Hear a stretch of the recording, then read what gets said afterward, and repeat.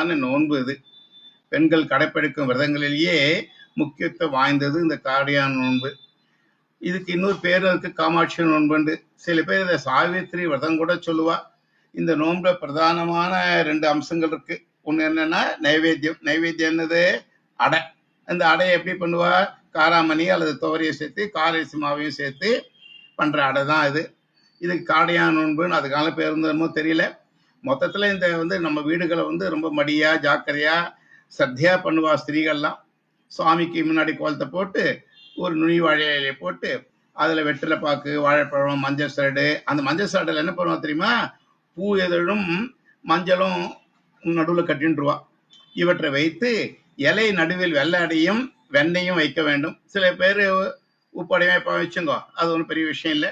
அதுக்கப்புறம் நமஸ்காரம் பண்ணிட்டு அம்பாளுக்கு நமஸ்காரத்தை பண்ணிட்டு தீர்க்க சுமங்கலிகள், அதாவது முதிர்ந்த சுமங்கலிகள் இலை வயது பெண்களுக்கு முதிய சுமங்கலிகள் சரடு கட்டுவா கழுத்துல, இல்லையா? நைவேத்தியத்துக்கும் ஆன பிறகு அப்புறம் அம்பாள், அதுக்கு முன்னாடி அம்பாள் படத்துக்கும் ஒரு சரடை சமர்ப்பணம் பண்ணுவா. அப்போ சரடு கட்டின்ட்டு ஒரு பிரார்த்தனையும் பண்ணுவா சுமங்கலிகள்லாம். என்னது?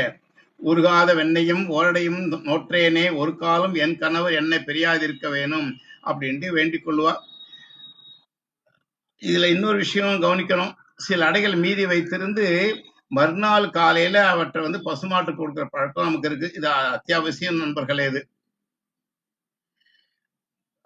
பூஜையை முடிக்கும் வரை பெண்கள் எதையும் உண்ணாமல் இருக்க வேண்டும். காத்தால முடியாதவா கொஞ்சம் பழங்கள் சாப்பிடலாம், வச்சுங்கோ, அத விஷயம் அது வேற. மீண்டும் ஞாபகப்படுத்திக்கணும் நம்ம. என்னது? ஏனைய பிறை நோன்புகளுக்கு கையில் சரடு கட்டிக்கொள்வது வழக்கமாயிருக்க, இந்த காடியா நோன்பிற்கு மட்டும் சரடு எங்க கட்டிக்கணும்? மஞ்சள் சேர்த்து கழுத்துல கட்டிக்கணும். இத நோன்பு சரடு கட்டிக்கும் போது ஒரு மந்திரம் சுமங்கலிகளாம் சொல்லுவா. என்னது? தோரம் கண்ணாமி சுபகே சகாரித்திரம் தராமியகம் பர்த்து ஆயுஷ் சித்தியத்தம் சுப்ரீதா பவ சர்வதா அப்படின்ட்டு பிரார்த்தனை பண்ணிட்டு சரடை கையில கட்டிப்பா, அங்க கழுத்துல கட்டிப்பா. அதாவது மஞ்சள் சரடு கொண்டு பூஜை செய்து அதை கழுத்துல கட்டி கொள்றதுதான் இந்த காடியா நோன்போட மைய பழக்கம்.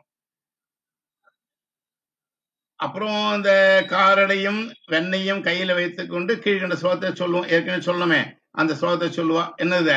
உருகாத வெண்ணையும் ஓரடையும் நான் நோற்றேன், ஒரு காலம் என் கணவர் என்னை விட்டு பிரியாதிருக்க வேண்டும் சொல்லிட்டு.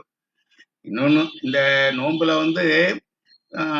யமனிடமிருந்து கணவனை மீட்க சாவித்திரி ஆனப்பட்டவ அந்த சாவித்திரி இந்த காடியா நோன்பு நோத்தாலாம்.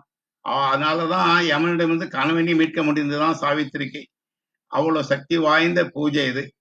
இந்த பூஜையை நம்ம யதோக்தமாக யதாவிதியாக அனுஷ்டானம் பண்ணி எல்லாரும் க்ஷேமமாக இருக்கணும்னு சொல்லிட்டு அம்பாளை பிரார்த்தனை பண்ணிக்கிறேன். நாராயண.